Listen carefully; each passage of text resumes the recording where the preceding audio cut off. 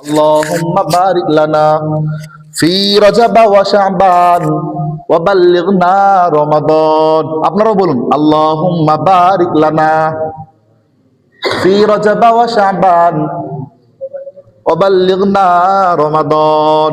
আল্লাহর রাসূল সাল্লাল্লাহু আলাইহি সাল্লাম এই দোয়াটা বেশি বেশি পড়তেন এই মাসটা আসলেই, আর বলতেন, ও রব্বুল আলামিন, তুমি আমাকে এই রজব এবং শাবান মাসের ভিতরে রহমত বরকত দ্বারা ভরপুর করিয়ে দাও, এবং আমার হায়াতটা তুমি রমজান পর্যন্ত নিয়ে যাও, যাতে করে আমি বান্দা হইয়া এই মাসগুলো থেকে শিক্ষা নিয়া ওই রমজানের ভিতরে বেশি বেশি আমল করতে পারি।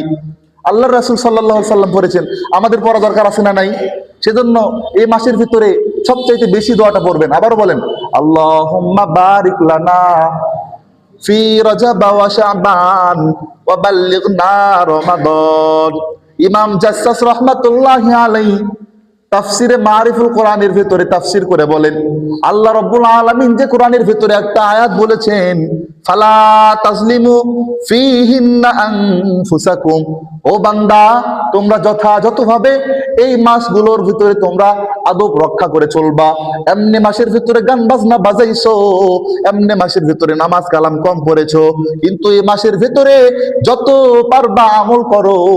যদি আমল করতে না পারো, তোমরা গুনাহের ভিতরে লিপ্ত হও না।